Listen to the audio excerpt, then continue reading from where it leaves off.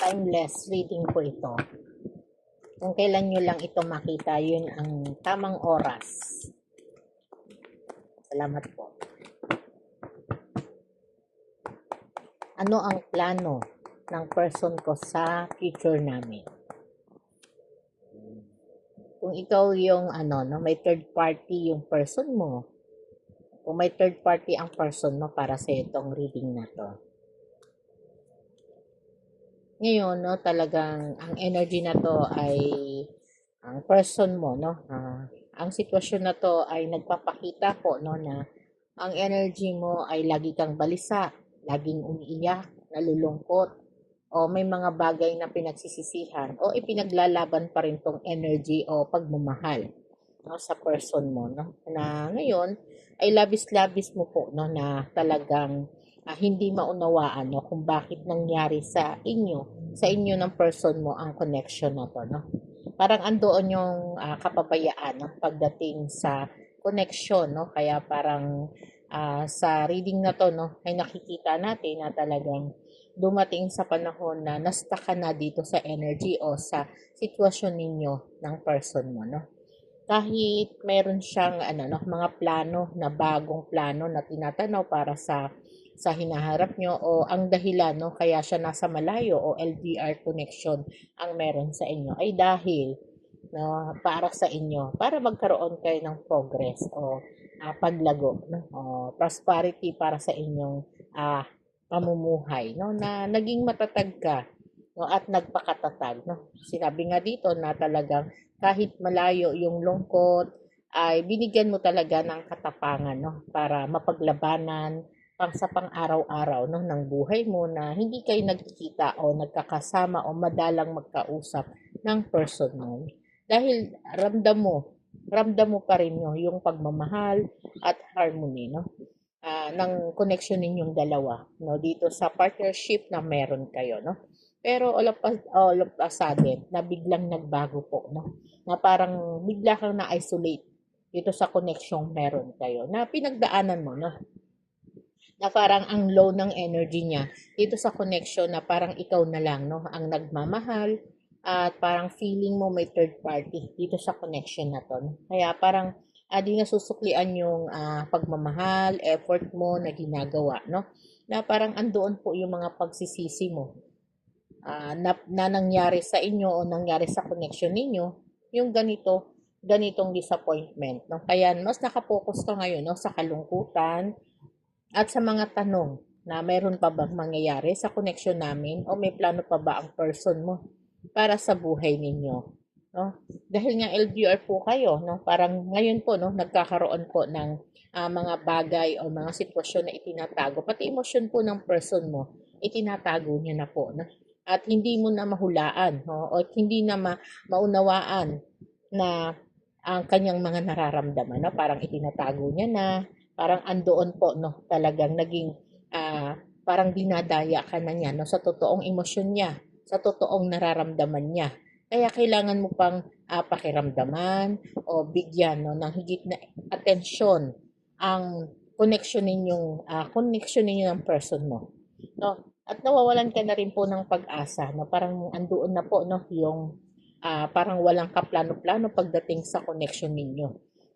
Dito po, talagang madalas po, na nagkakaroon ka ng anxiety, at madalas ka na lang pong umiiyak, sa sulok ng iyong kwarto, o mas madalas na lutang na rin po ang iniisip mo, dahil nga walang katiyakan o walang pagbabago dun sa pangdalamig na nararamdaman mo sa person mo, na parang dito ikaw na lang po talaga ang nag-e-effort, ikaw na lang po ang nagpapasensya, ikaw na lang po ang nagmamahal, Kaya sabi nga po ng The Hermit, na kailangan mo po, na mas dagdagan yung iyong spiritual journey, na kailangan mong sa gitna ng kadiliman, magliwanag po sa puso mo, ang mga salita ng Diyos, na maintindihan mo na ang paglalakbay sa mundo ay kasama po ang mga kalungkutan, pighati, na dapat po mas malakas po ang loob nyo sa panahon ng mga pagsubok po, lalo na po sa usaping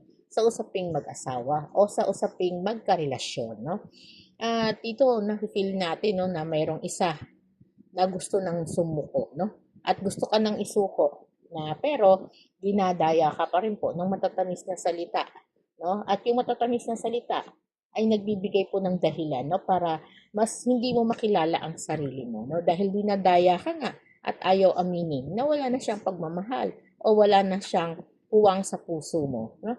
Kaya dito po dumadating sa panahon na nagtatanong ka, no, at nagkakaroon po, no, ng mga struggle, no, sa iyong isipan, sa iyong puso na paulit-ulit po, no, na pumapasok sa isip mo, ano pa ba ako? May halaga pa ba? O mas madalas nagtatalo na po ang isip at puso mo, no, kung itutuloy pa ba itong relasyon na to na sindami na po, no, ng mga problema ang panlalamig na nararanasan mo. Okay, ang tanong dito, ano ang plano ng person ko sa future namin, no? Base po dito sa mga card na nakukuha natin, no, na talagang andito ang judgment, no, na talagang sa ngayon po, no, parang kailangan mong pag-aralan, no? Kailangan magkaroon ka ng refleksyon sa sarili mo, sa buhay mo, sa pang-araw-araw, no, na tama pa ba? Tama pa ba itong ginagawa ko? Magkaroon ka ng self-awareness, no? Tapos doon ka gawa ng major decision kung itutuloy mo pa ba? Kasi hindi ka naman darating sa sitwasyon na talagang magmamadali ka o magiging aggressive ka dito sa mga connection mo dahil nga andun pa rin naman yung commitment sa relationship, no, na talagang hindi ka na nakakasagap o hindi mo na nararamdaman yung emosyon ng pagmamahal dito sa future, sa inyong future, no, sa inyong connection ng iyong person, no? At andun yung sitwasyon na parang nagkakaroon ka pa rin ng agam-agam, no? Parang gusto mong ituloy, gusto mong hayaan na lang siya doon sa madilim na sulok ng buhay niya, no? Na mag-isa, na umiyak ka na lang, tanggapin na lang yung mga panlilim lang o panloloko sa'yo, no? Dahil andito naman po ang the devil, no? Na talagang sa ngayon, malinaw naman sa'yo, no? Na talagang literal na niloloko ka, literal na dinadaya ka, literal na piniperahan ka, no? Ano pa? Ano pa yung clarity na gusto mong makita, no? Kailangan mo nang lumayo, no? Kailangan mo nang magdesisyon, no? Kasi sa ngayon po, no, ay talagang pinapaikot ka pa ng person mo, no? O nililinlang ka pa doon sa mga matatamis na salita o sa pangako na hindi na niya kayang tuparin, no?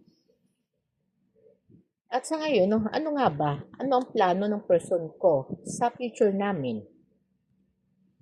Bali po, no, dito sa ngayon, ha, ang plano niya, no, na talagang dumating sa panahon, no, na talagang maintindihan mo, no, na talagang makita niya na ikaw po ay nagdurusan. Kasi nagkakaroon po kayo talaga ng malalim na miscommunication, misunderstanding, para na kayong magkaaway, no? Parang aso't pusa, o hindi man dumadating sa aso't pusa, no? Parang iginigisa ka na niya sa sarili mong mantika. No, kaya dito po, no, pag-aralan pong mabuti, ha. Ano ang plano ng person ko sa future namin, no? Ang plano niya po, no, maapektuhan ang connection na meron kayo. Bitawan mo na daw, no? Bitawan mo na daw kasi andun na yung panlalamig eh. Minamanipulate ka na lang ng person mo. No? At andoon yung parang napakalalim na po, no, ng mga problema, wala ng direksyon, no? Ang plano niya na lang, no, ay sirain niya ang buhay mo. No, ibigay sa iyo ang pinakamahirap na bahagi ng buhay mo na mawalan ka ng tiwala, na mag-ending ka para maging malaya sila, no? Para makita mo sa sarili mo na wala ka ng tiwala sa sarili mo, wala na yung dating ikaw, wala na yung lakas ng loob na meron ka, lahat kukunin niya sa iyo. Siyempre, pag wala na yung lahat, no, ano pa? Ano pa ang magiging tanong mo sa buhay mo? 'Di ba? Magiging magulo na ang isip mo, magiging magulo na ang puso mo, no? At napakaraming mong responsibilidad. Hindi ka na magkakaroon ng tiwala, pati ang buhay mo, pati ang isipan mo, pati ang puso mo, maguguluhan na po, no? Kaya dito, makikita mo na talagang magkakaroon ka ng mental break na pwede kang mag-slow down, no? Pag nag-slow down ka na, wala na pong mangyayari sa connection meron ka o mismo sa sarili mo, no? Kaya pinapayo po ng barahan natin o pinapayo ng energy natin, no? O ng mga angel po natin, no? Na kailangan mo pong maggumawa ng desisyon, no, para sa sarili mo. o kung ano man yung mga lihim, huwag mo ipagwalang bahala. Huwag mo ipagwalang bahala. No? Gumawa ka raw po ng mga desisyon na papabor sa'yo. No? At saka ka mag-let go. No? Saka mo sila bitawan, saka mo bitawan tong energy na to. No? Kasi dito wala kang laban eh. Dito, maaabuso ka lang lagi ng maling tao. No? Na talagang tinatrap ka para maniwala ka na mahal ka, para maniwala ka na kailangan ka niya. Pero deep inside, hindi na po. No, sirang-sira na po. Tinatrap na lang po ang isip mo, ang puso mo, inaabuso ka na lang po, no? Para mawala ka na po sa sarili mo, no? At gumuho ang mundo mo, no? Para dumating sa panahon, no, na parang mag-collapse yung isip mo, mag-collapse ang puso mo, no? Kaya dito po no sinasabi pa rin ha, na talagang may gulo, no? May mga pagtatalo po talaga, no? Bilang King of Swords, no, manindigan ka po bilang authority person, manindigan ka po sa buhay mo na ipaglaban mo ang tama at karapatan, no? Tama at karapatan para sa iyo. Ito lang po ang makakatulong sa iyo. Ilaban mo, ipagtanggol mo ang sarili mo, ipaglaban mo ang buhay mo, no? At wala na yung ilusyon na tulad ng dati, no? Ang ang plano ng person mo sa iyo, pahirapan ka, no? Alisin ang pagkatao mo sa buhay mo. No? Kaya pag-isipan mo po ito, ha? Pag-isipan mo 'tong mga pasakit na pinagdadaanan mo at kailangan mo pong mag-recover, no? Mag-recover ka at siyempre, no, napupunta ka sa maling direksyon. At kailangan maging tapat ka po sa sarili mo. Kailangan mong mag-focus sa ikabubuti ng buhay mo. No, kasi wala po talagang plano ang person mo. Ang plano lang po ng person mo, paasahin ka. Ang plano lang po ng person mo, kwartahan ka. Ang plano ng person mo, pangakuan ka. No, pangakuan ka ng walang katotohanan, no? Para masaktan ka, no? Para pag iniwan ka niya, basahan ka na. No? Kaya dito po, no, sinasabi pa rin, magpakatatag ka po, no? Kailangan mong gumawa ng desisyon para sa sarili mo at mahalin mo ang iyong sarili, no? Kasi kitang-kita na po yung kapaguran. Kitang-kita na po yung stress na pinagdadaanan mo. No? Dito ka lang magiging masaya pag natagpuan mo na ang sarili mo. Pag kaya mo nang alisin ang stress, no? Kaya mo nang hindi umasa sa kanya. Kaya mo nang manindigan at magdesisyon at ibalik mo ulit yung ikaw, yung dating ikaw, no? Sabi nga ng The Fool, no? Ito yung sinasabi, tingin niya kasi sa'yo wala kang alam. Tingin niya kasi sa'yo ay talagang mahina ka makaintindi, no? Kaya sinasabi dito, no, na talagang nakakainit man ng ulo itong energy na to, no? Pero kailangan mong tanggapin at kailangan mong magdesisyon para sa sarili mo, para maingatan mo naman po ang sarili at pagkatao mo. Sabi nga ng The Temperance, no, ito ang dapat mong gawin, magmadali ka, no, para hindi nila yurakan ang pagkatao mo. Hindi ka mabastos, no, at hindi mapunta doon sa wala, no. Kailangan mong tanggapin ang katotohanan at huwag kang magbulag-bulagan, no.